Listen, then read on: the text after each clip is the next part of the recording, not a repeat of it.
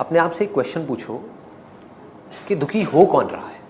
Simple question है, ये पूछने के लिए थोड़ा सा करेज चाहिए अंदर से। जो भेड़ चाल में जो पूरी दुनिया चल रही है उससे अलग एक सोच चाहिए ये सवाल पूछने के लिए, क्योंकि दुनिया पूछती ही नहीं है। मतलब जो पूरी दुनिया मान रही है हम भी आंख बंद करके उस चीज को मान लेते हैं, पर पूछो अपने आप से तो सबसे पहला जवाब क्या मिलेगा? मैं हो रहा हूं दुखी। सिंपल है कि उस पर्सन के मेरे से अलग होने की वजह से दुखी हो कौन रहा है? मैं हो रहा हूं। मैं मतलब कौन? क्या ये बॉडी दुखी हो रही है? सोचो, पूछो अपने आप से, क्या बॉडी दुखी हो सकती है? बॉडी को दर्द हो सकता है, लॉजिकल है। बॉडी को दर्द हो सकता है, बॉडी दुखी नहीं हो सकती। करके दिखाओ बॉडी को दुखी। है कोई तरीका? नहीं है। आंखें दुखी हो सकती है, नाक दुखी हो सकती है, कान दुखी हो रहा है, अगर हो रहा है तो ईएनटी से इलाज कराओ। है कि नहीं? सिंपल सा लॉजिक है। स्किन दुखी नहीं हो रही, कुछ भी दुखी नहीं हो रहा। इसी एग्जांपल को आगे बढ़ाते हैं कि एक बॉयफ्रेंड है, उसकी एक गर्लफ्रेंड है जो 4 साल से साथ में है, वो दोनों अलग हो गए। तो अब ये जो इमोशंस हैं ये है क्या? ये बॉयफ्रेंड क्या है? थोड़ा सा डीप है, टच करूं? मैं कोशिश करूंगा इसको सिंपल करने की। पहले तो ये देखो बॉयफ्रेंड क्या है। आप जो कि एक लड़के हो, ठीक है, और लड़के होने से पहले आप क्या हो? एक बॉडी हो। आप जाकर के जुड़ गए किसी और इंसान से जो आपके लिए एक दूसरी बॉडी है, जिसको आपने नाम दे दिया कि वो मेरी गर्लफ्रेंड है और मैं बॉयफ्रेंड हूं। अब एक लड़का क्या बन गया? बॉयफ्रेंड बन गया। अब ये बॉयफ्रेंड क्या है? बहुत इंटरेस्टिंग है अगर इसको आप समझ पाओ तो। अगर आपकी इस बॉडी के अंदर से उस लड़की जिसके साथ आपका रिलेशन है उसकी सारी यादें निकाल दी जाए, सिर्फ उसकी, आपके अंदर एक बेटे की याद भी रहे, एक स्टूडेंट की याद भी रहे, एक एम्प्लॉय की याद भी रहे, लड़के की याद भी रहे, सारी यादें रहे, सिर्फ उस लड़की से रिलेटेड जो एक्सपीरियंसेस हैं, जो आप पहली बार मिले, उसको देखा, उससे बात हुई, समझ गए? जो भी एक्सपीरियंसेस हैं, 1 साल तक आप उसके साथ रहे, सिर्फ वो वाली यादें निकाल दी जाए, तो बॉयफ्रेंड कहां है? बहुत डीप है ये, इसको ध्यान से समझ लेना। तो मतलब कि बॉयफ्रेंड क्या है? There is no boyfriend. Boyfriend is nothing but memories of girlfriend. समझ गए? मेमोरीज पे टिका है सारा का सारा खेल। हमारे सारे थॉट्स मेमोरी पे टिके हैं। तो इमोशंस क्या है? हमारी एनर्जी कैसे तेज चलने लग जाती है एकदम से? मेमोरी। उसको हम प्यार कहें, ये कहें, वो कहें, कुछ भी बोलते रहें, क्या फर्क पड़ता है? It is nothing but memory. अजीब लग रहा है सुनने में? प्रैक्टिकल है। अब क्लैशेस क्यों होते हैं? अगर आपको ये बेसिक्स क्लियर हो गए ना, ये बेसिक्स की बातें कर रहा हूं मैं इस समय, ये फंडामेंटल्स है, लाइफ के फंडामेंटल्स, ये क्लियर हो गए तो आप किसी भी प्रॉब्लम को सॉल्व कर सकते हो। कॉन्फ्लिक्ट्स क्यों होते हैं? देखो ध्यान से समझो। मैं हूं बॉयफ्रेंड, कोई और है गर्लफ्रेंड, आप गर्लफ्रेंड हो, ठीक है? तो आपके अंदर इस बॉडी से रिलेटेड जो यादें पड़ी हुई हैं, उन यादों से जो आपने अपने आप को जोड़ लिया है, ठीक है, वो एक गर्लफ्रेंड है। और सेम यहां पर भी यही है कि इस बॉडी के अंदर, इस ब्रेन के अंदर जो मेमोरी पड़ी हुई है आपसे रिलेटेड, वो बॉयफ्रेंड है। क्लियर हो गया? तो अब आपकी मेमोरी अलग है इस बॉडी से रिलेटेड, इस बॉडी की मेमोरी अलग है उस बॉडी से रिलेटेड, ठीक है? जब ये दो मेमोरीज अलग अलग हैं और पूरी तरह से अलग है, ये भी समझ आ रहा है? पूरी तरह से अलग है, कुछ भी दूर दूर तक नहीं मिलता है। आपके एक्सपीरियंसेस मुझसे रिलेटेड अलग हैं, मेरे एक्सपीरियंसेस आपसे रिलेटेड बिल्कुल अलग है, तो क्लैश होना ही होना है। जब तक हम इस पर्टिकुलर मेमोरी से अपने आप को डिटैच करके, बिना मेमोरी के मैं आपको नहीं देख लेता, जैसे आप हो वैसे आपको नहीं देख लेता, तब तक क्लैशेस रहेंगे। एक है मेरे पास में तरीका अपनी मेमोरी के थ्रू इनको देखने का, एक है बिना मेमोरी के देखने का, क्योंकि memory is not the real thing. मेरे माइंड में जो गर्लफ्रेंड की इमेज है वो क्या है, जो मेमोरीज हैं। मेमोरीज क्या है, वो नहीं जो ये एक्चुअल में है, वो जो मैं देखना चाहता हूं, उसमें मिलावट है। मैं कैसे देखूंगा, जैसे मेरी अपब्रिंगिंग होगी, जैसे मैं बचपन से इस दुनिया को देखता आया हूं वैसे मैं इनको देख रहा हूं, एज इट इज नहीं देख रहा। ऐसे ही आप जब मुझे देख रहे हो तो आप रियल संदीप को नहीं देख रहे। संदीप की अपनी एक इमेज अपने माइंड में बना ली है, उसको आप देख रहे हो, उसके बारे में आप सोच रहे हो, उससे आपको प्रॉब्लम है। समझो प्रॉब्लम किसको किससे है। दो बॉडीज को आपस में कभी एक दूसरे से प्रॉब्लम हो सकती है? नहीं हो सकती, इम्पॉसिबल। कैसे हो सकती है? प्रॉब्लम सारी की सारी जो है वो मेमोरी से रिलेटेड है। मैं आपके बारे में कुछ सोच रहा हूं जो सच नहीं है, कि what ever you think about Sandeep is not the real Sandeep. समझ पा रहे हो?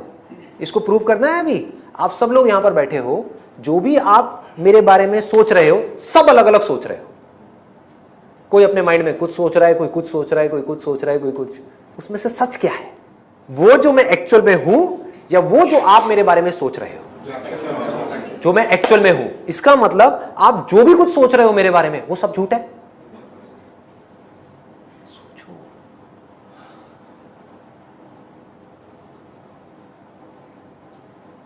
इसका मतलब जो भी कुछ आप सोच रहे हो वो सब क्या है? जब इस बॉडी से रिलेटेड आप कुछ भी सोच रहे हो वो सब झूठ है, और इस बात को आप समझ पा रहे हो, देख पा रहे हो, मेरे साथ साथ में देख पा रहे हो। झूठ और सच में डिफरेंस क्या है? सच मतलब वो जो सबके लिए सच है। झूठ मतलब क्या?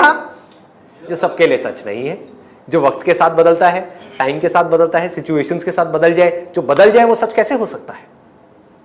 तो जो भी कॉन्फ्लिक्ट्स हैं, जो भी प्रॉब्लम्स हैं, वो सब मेमोरी के स्तर पे है।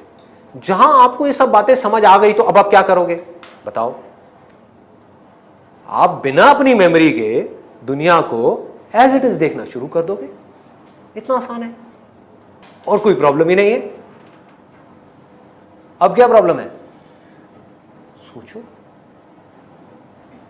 आप एज इट इज इस दुनिया को देख पा रहे हो, सच के बेस पे। समझ आ रहा है कि मैं अगर आपको देख रहा हूं एज अ गर्लफ्रेंड,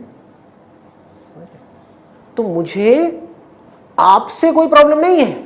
आपके बारे में जो भी कुछ मैं सोच रहा हूं उससे प्रॉब्लम है। जो मैं सोच रहा हूं उससे या तो मेरे को प्यार है या उससे नफरत है। समझो, आपसे रिलेटेड जो मेरे माइंड में एक्सपीरियंसेस फीड हो गए हैं, जो नॉलेज फीड हो गई है, या तो मेरे को उससे प्यार हो रहा है या मुझे उससे नफरत हो रही है। आपकी बॉडी से ना तो मुझे प्यार है ना ही मुझे नफरत है। इस बॉडी से रिलेटेड जो मेरे एक्सपीरियंसेस हैं उसको मैं प्यार करता हूं। वो एक्सपीरियंसेस अच्छे हैं तो मैं कहता हूं कि मैं उसको प्यार करता हूं। वो एक्सपीरियंसेस बुरे हैं तो मैं क्या कहता हूं? नफरत करता हूं। अच्छा, अच्छे एक्सपीरियंसेस ज्यादा हैं, बुरे कम हैं, तो मैं क्या कहूंगा? मैं प्यार करता हूं। अच्छे एक्सपीरियंसेस बहुत ज्यादा हैं तो मैं क्या कहूंगा? बहुत ज्यादा प्यार करता हूं। शादी के पहले एक्सपीरियंसेस जो अच्छे हैं वो बहुत ज्यादा हैं, बाद में धीरे धीरे क्या हुआ? बुरे एक्सपीरियंसेस बहुत ज्यादा हो गए, अच्छे कम हो गए, तो वो प्यार किस में कन्वर्ट हो गया? नफरत में। नफरत किस में कन्वर्ट हो गया? डिवोर्स में। डिवोर्सेस हो रहे हैं, क्यों हो रहे हैं? मेमोरी के थ्रू चल रहे हैं ना भैया। ये बॉडी है जो इस बॉडी के बारे में कुछ सोचती है। मैं मतलब क्या? जो भी कुछ मैं इस बॉडी के बारे में सोचता हूं, दैट इज मैं अच्छा हूं, मैं बुरा हूं, मैं खूबसूरत हूं, मैं बदसूरत हूं, मैं ये हूं, मैं वो हूं। वो इमेज इस बॉडी के बारे में जो सोचती है वो उसके साथ में चिपकी हुई है। वहां से इमोशंस पैदा हो रहे हैं। समझ गए? तो इसका मतलब हम किसी और को प्यार नहीं करते, हम सिर्फ खुद को प्यार करते हैं। हम उन मेमोरीज से प्यार करते हैं। अगर हम इसको देख पाएं, इसको समझ पाएं, और हम धीरे धीरे अपनी पकड़ ढीली कर दें उस मेमोरीज पे से, और इस बॉडी की तरफ अपना ध्यान मोड़ दें जो रियलिटी है इन कंपैरिजन टू मेमोरी, और फिर इस बॉडी को समझने की कोशिश करें कि ये बॉडी मेरी कैसे है। जब सब कुछ ही भगवान का है तो मैं दुखी क्यों हो रहा हूं? उसी को दुखी होने दो ना, उसी को खुश होने दो। क्या हुआ? आप बीच में से निकल गए। जैसे ही आप बीच में से निकल गए, सारी प्रॉब्लम सॉल्व। यहां तक सब कुछ समझ आ गया? फीलिंग्स कहां से पैदा होती हैं, इमोशंस कहां से पैदा होते हैं। सिंपल वे में, अगर जिससे भी रिलेटेड आपको कोई फीलिंग हो रही है, चाहे अच्छी या बुरी, कोई इमोशंस हैं अच्छे या बुरे, उससे रिलेटेड मेमोरी को निकाल दो। कहां है फीलिंग और कहां है इमोशन? बताओ। सिर्फ सेंसेशन होगी। टच किया तो सेंसेशन होगी, फीलिंग नहीं होगी, इमोशंस नहीं होंगे। या तो गर्म है तो गर्म लगेगा, ठंडा है तो ठंडा लगेगा। जोर से दबाएंगे तो दर्द होगा, नहीं जोर से दबाएंगे, ऐसे से करेंगे तो ठीक है। जिसको आप अपना दुश्मन समझते हो वो आकर के यहां पे ऐसे टच कर दे धीरे से, तो क्या होगा? अरे गुस्सा आ जाएगा, आना ही आना है। दूसरी तरफ से कोई ऐसा इंसान जिसको हम बोलते हैं कि वो हमको बहुत प्यार करता है, वो आकर के ऐसे टच करे तो क्या होगा? मजा आ गया। कैसा इमोशन उठेगा? बढ़िया। दूसरी तरफ से कैसा इमोशन है? नेगेटिव। जब नेगेटिव इमोशन है तो रिएक्शन कैसा होगा? नेगेटिव होगा। फिर वो पूरा का पूरा साइकिल घूम गया। पॉजिटिव है तो क्या होगा? पॉजिटिव हो जाएगा। लेकिन इसमें भी एक बहुत बड़ा कॉन्फ्लिक्ट है। दुनिया क्या कर रही है? पॉजिटिव इमोशंस के पीछे भाग रही है। पॉजिटिव इमोशंस कैसे पैदा होंगे? ऐसे लोगों के थ्रू जिससे रिलेटेड हमारे अंदर पॉजिटिव मेमोरीज हैं। कोई ऐसे इंसान के थ्रू पॉजिटिव इमोशंस पैदा हो सकते हैं, पॉजिटिव फीलिंग्स पैदा हो सकती हैं, पॉजिटिव थॉट्स पैदा हो सकते हैं, जिससे रिलेटेड हमारे माइंड में कुछ पॉजिटिव एक्सपीरियंसेस पड़े हुए हैं। उसके पीछे हम भागेंगे। लेकिन वही इंसान अगर बदल गया तो, उससे रिलेटेड हमको नेगेटिव एक्सपीरियंसेस मिलने शुरू हो गए तो वही अच्छी फीलिंग बुरी फीलिंग में कन्वर्ट हो जाएगी, अच्छे इमोशंस बुरे इमोशंस में कन्वर्ट हो जाएंगे। फिर हम क्या करेंगे? फिर किसी ऐसे इंसान को ढूंढने की शुरुआत होगी जो हमको कुछ पॉजिटिव एक्सपीरियंसेस दे सके। हमको किसको? इस बॉडी को। जो दे पाएगा उससे हम चिपकते चले जाएंगे, उसको हम प्यार का नाम देंगे, कुछ भी नाम देते रहो, क्या फर्क पड़ता है? जबकि प्यार मेमोरी के थ्रू हो ही नहीं सकता। प्यार is not possible through memory. है भी तो वो टेम्पररी है।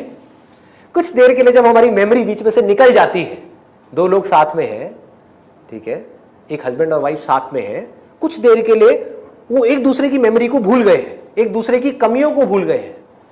समझ रहे हो? एक दूसरे की प्रॉब्लम्स को भूल गए हैं, कहीं हॉलिडे पे गए हुए हैं, सब कुछ भूल गए हैं। तो क्या होता है? उस मोमेंट में प्यार होता है।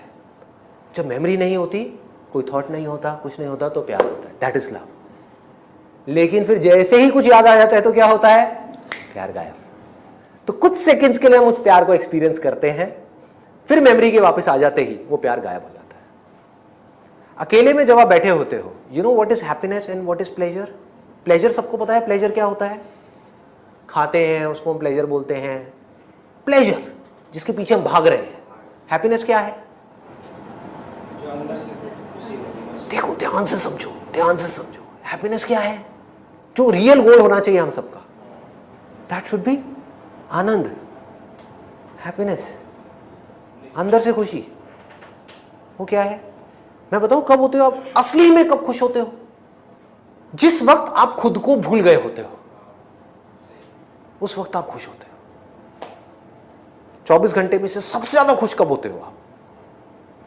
सबसे ज्यादा जब सो रहे होते हो। क्यों? क्या होता है उस टाइम पे? उस टाइम पे बॉडी भी होती है, सब कुछ होता है। क्या नहीं होता? सांस भी चल रही होती है, डाइजेशन भी चल रहा होता है, एवरीथिंग इज देयर। क्या नहीं होता उस वक्त? थॉट्स नहीं आते। मैं से रिलेटेड कोई थॉट नहीं होता। जहां मैं से रिलेटेड कोई थॉट होता है वहां सिर्फ दुख होता है।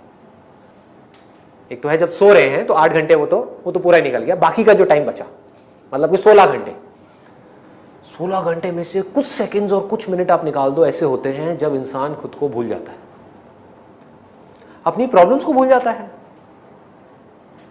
अपनी जो बॉडी से रिलेटेड कमियां हैं उसको भूल जाता है, मुझे क्या चाहिए उसको भूल जाता है, मेरे पास क्या नहीं है उसको भूल जाता है। जैसे ही हम भूल जाते हैं तो क्या होता है, हम खुश होते हैं, उसको खुशी बोलते हैं, उसको हैप्पीनेस बोलते हैं।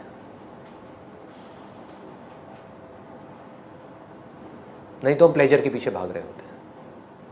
प्लेजर क्या करता है, कुछ देर के लिए बॉडी में ऐसी सेंसेशन देता है जहां से कुछ पॉजिटिव इमोशन क्रिएट हो सके, फिर वो निकल गया। वही सेंसेशन अगर आपको बार बार दी जाए तो क्या होगा, उसी से आप इरिटेट हो जाओगे, बोर हो जाओगे, वही प्लेजर पेन में कन्वर्ट हो जाएगा। तो प्लेजर और पेन एक दूसरे का पीछा करते रहते हैं। अगर आपको जेन्युइनली खुश होना है तो क्या रास्ता है, कोई ऐसी एक जगह होनी चाहिए हमारे अंदर जहां पर जा करके हम खुद को भूल जाएं।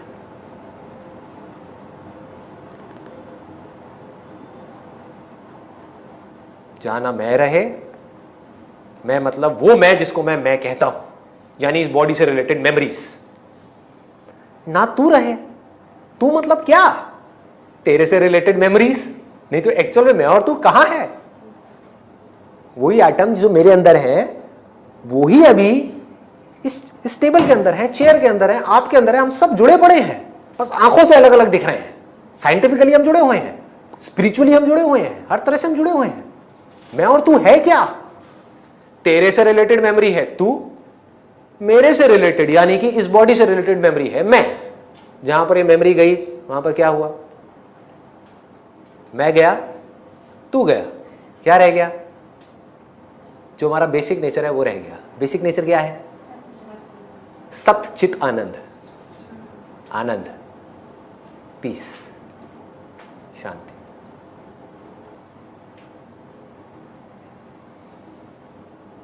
वो हमारा रियल नेचर है, वहां कोई दिक्कत नहीं है। दिक्कत कब शुरू होती है, जब मैं अपने आप को किसी थॉट से या किसी बॉडी से आइडेंटिफाई करता हूं। इसको ध्यान से समझ लेना। एक है हमने अपने आप को बॉडी से आइडेंटिफाई किया, प्रॉब्लम्स शुरू, एक नहीं दो नहीं, अनलिमिटेड प्रॉब्लम शुरू। जहां आपने कहा कि आई एम दिस बॉडी, बच नहीं सकते। दूसरा, और मैं क्या है, मैं किस पे टिका हुआ है, इस बॉडी।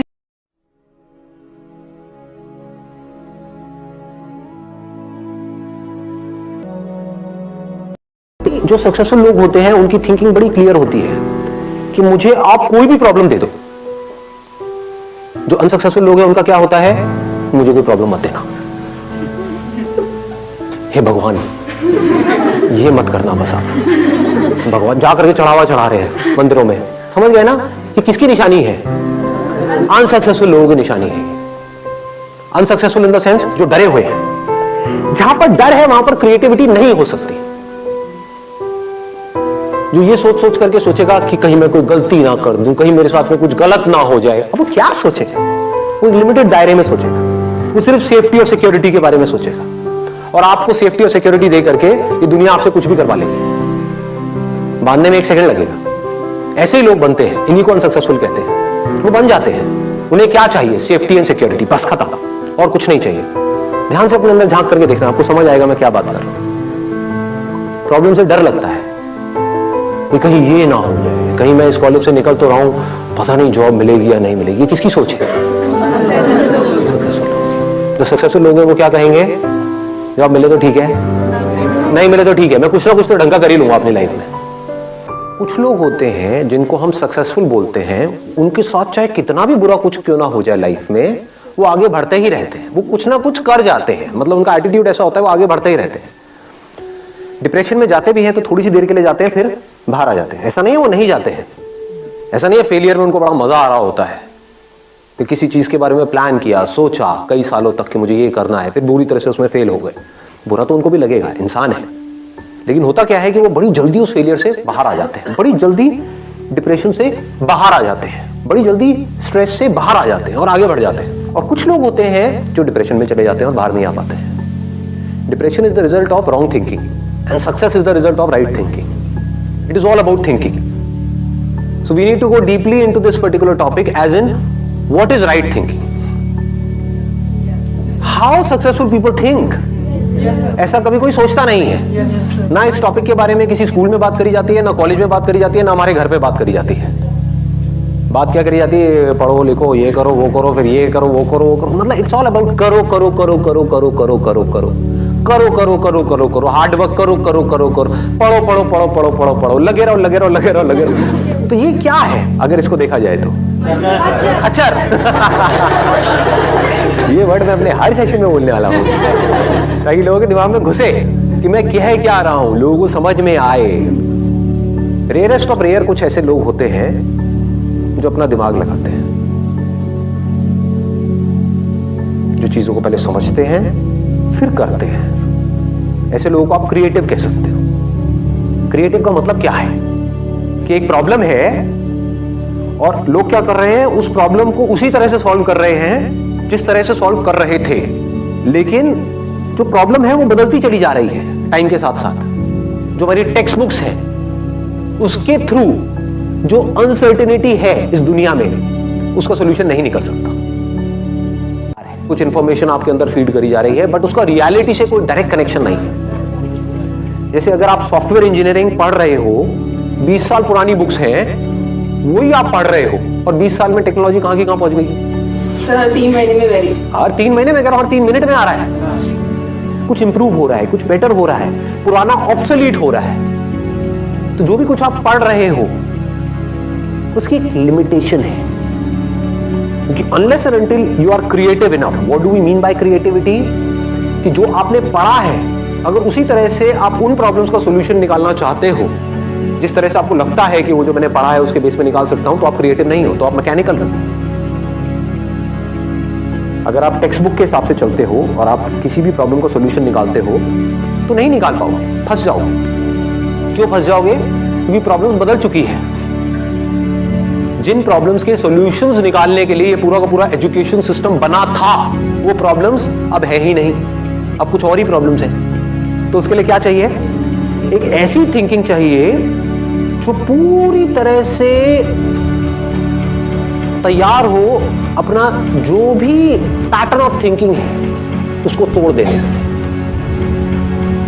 ये डिफरेंस होता है सक्सेसफुल लोगों की सोच में और उन लोगों की सोच में जो सक्सेसफुल नहीं हो पाते। वो एक पैटर्न में घूमते रहते हैं,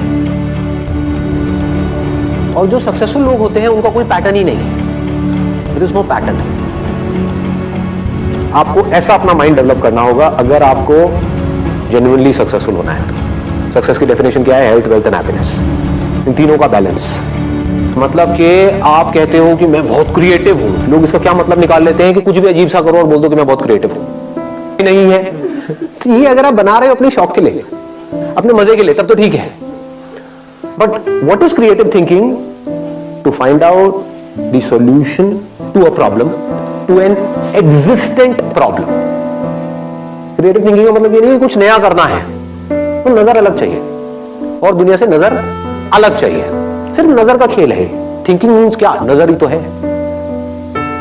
समझ गए? तो अब देखो क्या होता है कि पहिए भी बन चुके थे हजारों साल पहले और ये बैग्स भी थे। एक बंदे ने दिमाग लगाया कि लोग हैं वो भारी भारी बैग्स उठा उठा करके जा रहे हैं, जिसकी वजह से उनकी कमर में दर्द हो रहा है। तो गाड़ी के जो पहिए थे उसको थोड़ा सा छोटा किया और बैग के नीचे लगा दिया और बंदा करोड़पति बन गया। ऐसे समझना होता है चीजों को। लोग ऐसे नहीं समझते हैं। लोग क्या करेंगे, मतलब एक बैग है तो उसको उठा उठा करके ढोए जा रहे हैं, ढोए जा रहे हैं, ढोए जा रहे हैं। ये नहीं दिमाग लगाएंगे कि क्या कोई और सोल्यूशन भी है। सोचो ना, हो सकता है उस बंदे को खुद कोई प्रॉब्लम आई हो कि मैं ये भारी बैग उठा करके लेके जा रहा हूं, तो उसने दिमाग लगाया हो कि मेरी ये प्रॉब्लम कैसे सॉल्व होगी, तो उसका दिमाग चल गया।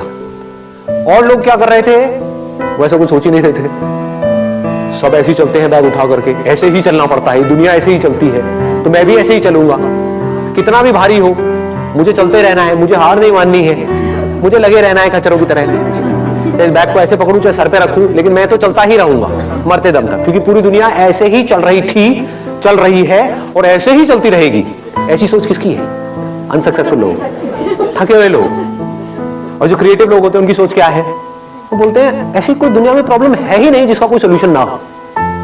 If there is a problem there has to be a solution. बस उनकी सोच इतनी सी अलग है कि प्रॉब्लम क्या है, मुझे भारी उठा करके चलो, इसका सोल्यूशन क्या है पता नहीं। पहला तो थोड़ी यही आएगा ना माइंड में, पता नहीं। लेकिन जो अनसक्सेसफुल लोग होंगे वो क्या करेंगे, वो वहीं पे रुक जाएंगे, पता नहीं, ना मुझे पता है ना किसी और को पता है, पता होता तो इसका सोल्यूशन निकल गया होता। लेकिन जो क्रिएटिव लोग हैं वो क्या करेंगे, मुझे पता नहीं है लेकिन मुझे पता लगाना है, कैसे होगा कैसे होगा कैसे होगा कैसे। ध्यान से समझना क्या हो रहा है। क्रिएटिव थिंकिंग का एसेंस क्या है अगर फोकस नहीं है तो? फोकस कहां पर, प्रॉब्लम के ऊपर, प्रॉब्लम में ही सॉल्यूशन होता है। हम क्या कर रहे होते हैं, प्रॉब्लम से दूर भाग रहे होते हैं। अब इसको ध्यान से समझना। दो लोग हैं, एक ही कॉलेज में गए हैं, मान लो एक इंजीनियरिंग कॉलेज में गए, टॉप कॉलेज नहीं है, ये मैं एग्जांपल इसलिए ले रहा हूं क्योंकि बहुत इंजीनियरिंग कॉलेजेस हैं, भरे पड़े हैं इंडिया में। 4 साल तक लग करके दोनों ने पढ़ाई करी, पढ़ाई में ऑलमोस्ट एक जैसे थे, ना टॉपर्स थे ना बिल्कुल ही गए गुजरे थे, मीडियोकर थे।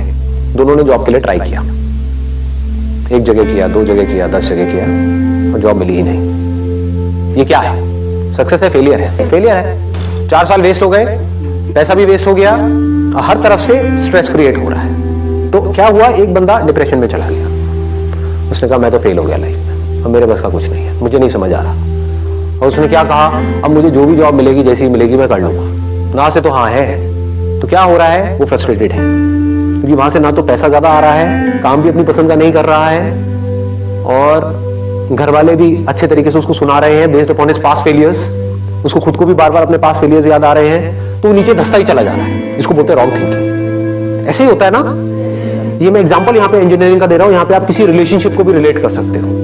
एक रिलेशनशिप में घुसे, सबके अगेंस्ट जा करके, और फिर ये हुआ और सब कुछ ही खराब होता चला जा रहा है, रिलेशनशिप डिवोर्स तक की नौबत आ गई, तो आदमी कैसे डिप्रेशन में जाता है, आदमी औरत व्हाटएवर।